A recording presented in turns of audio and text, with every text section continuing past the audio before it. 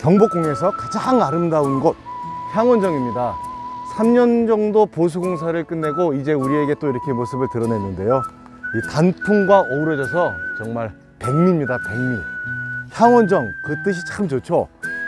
향기는 멀리까지 퍼져나간다 라는 해석이 있고요. 근데 이거보다 조금 더 멋있는 해석이 있습니다.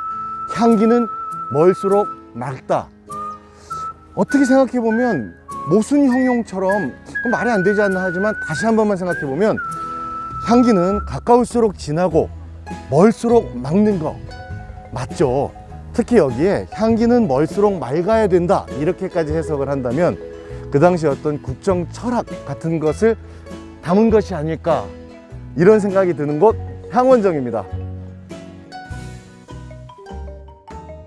헤어질 위기에 처한 커플이나 혹시 부부싸움 엄청 해서 혹시 이혼 생각하시는 부부들이 계시다면 이 향원정에 한번 꼭 들리시기를 추천합니다. 이 아름다운 경치 때문에 뭐 미움이 눈 놓듯 사라지냐고요? 아유, 네버 절대 아닙니다. 결코. 특히 이런 아름다운 경치는 역효과, 독이 될 수도 있습니다. 왜냐고요? 정말 이 아름다운 세상에 내가 어쩌다 이따위 하고 막 이런 생각 들면 진짜 큰일 납니다. 아재 개그고요. 1395년 이 경복궁을 만들면서 바로 이 향원정 안에 이별의 위기에서 벗어날 수 있는 지혜를 이 안에 어떤 장치에다 담아놨거든요. 그 장치는요, 이 향원정 향원지 북서쪽에 가면 찾을 수 있습니다.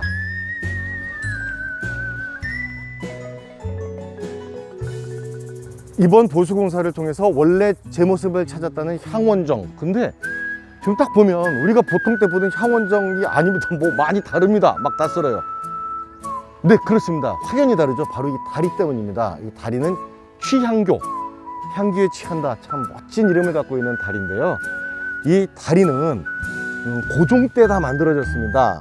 고종은 이때 당시 아버지 흥선대원군의 영향력에서 벗어나고 싶어서 궁궐이 가장 깊숙한 곳에 건천궁을 짓고 이 안에서 기거를 하죠. 그리고 이 향원정은 철저하게 왕과 왕의 가족들의 휴식 공간, 사적인 공간이기 때문에 당연히 그때 이 취향교는 이 북쪽 건천궁을 향해 있었습니다. 그런데 일제강점기 때 일제에 의해서 이 건천궁이 다 헐리고 또 이 취향교는 6.25 한국전쟁 때 또 다 부서지게 됩니다. 그래서 1953년에 이 취향교를 다시 놓는데 그때는 저 남쪽으로 다리를 놓게 됩니다. 우리가 그 사이에 보아왔던 경복궁의 멋진 엽서, 사진, 홍보 영상에 나오는 바로 그 향원정의 모습이죠. 그때 당시엔 이 북쪽에는 원래 다리가 있었던 위치만 남기는 저쪽 저 섬돌만이 있었거든요. 근데 이번에 보수공사를 하면서 원래 모습을 찾는다고 해서 이렇게 이제 위치를 북쪽으로 하고 다리 모양도 바꿨습니다. 근데 솔직히 전 진짜 처음에 깜짝 놀랐습니다. 와서 보고 아니 어울리지 않게 흰색에 그리고 무슨 한강에 서강대교? 부산의 광안대교? 뭐 이런 거 보는 줄 알았어요. 너무 막 현대적이고 낯선 다리가 있어서. 그래서 제가 경복궁 관리사무소까지 가서 여쭤봤는데 근데 이 다리 모습이 왔다고 합니다. 특히 요즘 각종 보도 매체를 통해서 확인이 되는데요. 예전 사진들 보니까 이런 모습이었습니다. 그러니까 이것만 보더라도 그 당시 19세기 말 고종 때 구한말 상당히 수많은 외국 문물들이 우리하고 섞이고 있었구나 하는 것을 알 수 있을 것 같습니다.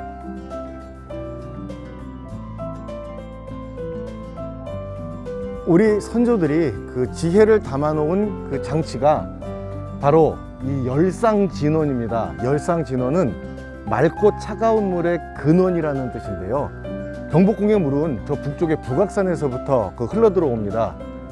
그러니까 이 열상진원이 이 경복궁 안에 모든 물의 수질 관리를 하는 메인 컨트롤 타워인 셈이죠. 그래서 지금 열상진원을 가만히 보면 저 안에 밑에 동그랗게 홈이 파져 있어서 홈을 통해서 물이 다 이렇게 들어가게 돼 있습니다. 저 동그란 홈을 만든 이유를 알면 우리가 아까 그런 위기에서 벗어날 수 있다고 하던데요. 저 홈은 왜 만들었을까요? 자, 그 기능과 이제 이유 뜻이겠죠. 첫째는 북악산 계곡의 물이 그대로 이 안으로 유입이 되면 이 고요함이 깨지겠죠. 영경지수가 유지돼야 이 왕이 이 물에 반영된 이런 멋진 풍경들을 즐길 수 있지 않겠습니까? 그래서 물이 직접 들어오지 못하고 저렇게 한 번, 두 번 꺾여서 들어오게 함으로써 이 물의 고요한 평정을 유지하는 기능이 첫 번째고요. 두 번째는 북악산 계곡의 물은 매우 찹니다. 그래서 그 찬물이 그대로 들어오면 이 안에 물고기가 놀래고 또 그러다 죽을 수도 있죠. 야, 이 권력의 중심부 왕이 계신 곳에서 이런 물고기 같은 게 죽는 것은 결코 좋은 일이 아닙니다. 매우 불미스러운 일이죠. 그래서 물이 저 홈을 통과해 돌아오면서 그 온도가 좀 높아진다고 합니다. 그러니까 이 안에 좀 따뜻한 물이 들어오게끔 하는 장치고요. 세 번째는 풍수지리학적인 이유라고 합니다. 풍수지리에서 서류 동입이라고 해서 명당의 물은 서쪽에서부터 동쪽으로 흘러 들어가는 것이 좋다라고 되어 있답니다. 근데 여기 물은 북악산에서 북쪽에서 내려오는데 바로 이제 북쪽이니까 서쪽 동쪽 돼서 서류 동입을 만들어낸 거거든요.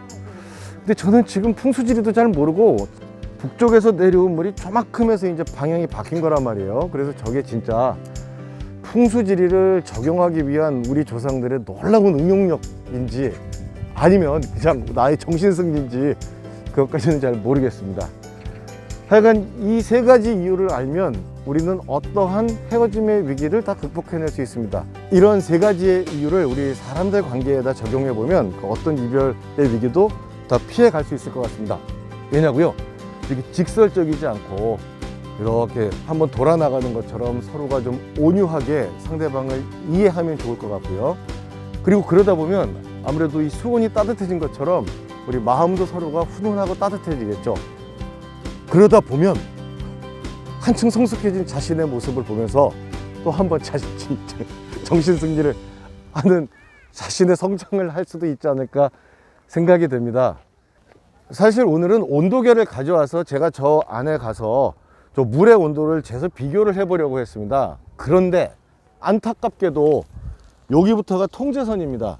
그러니까 여기가 이제 연못과 물가니까 안전을 위해서 뭐 당연히 통제를 해야 되겠죠. 예, 이건 지켜야 됩니다. 우리 안전은. 그래서 정말로 안타깝게도 지금 못 들어가고요.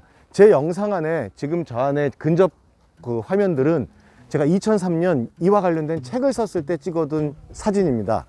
아, 그리고 그때는요, 이게 없었어요. 이게 그때까지 2002년 12월에 제가 역사 퀴즈 촬영 왔을 때도 이게 없어서 저희 출연자 대학생들이 다 저기 가서 저 온도를 직접 손으로 만져보고 분명히 온도 차이가 있다. 그래서 정답을 맞춘 팀들이 많았습니다.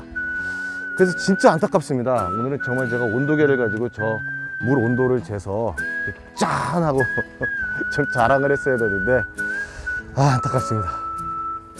근데요, 이 열상진원에서의 이 어떤 지혜를 배우고 나니까 또 이런 생각도 듭니다.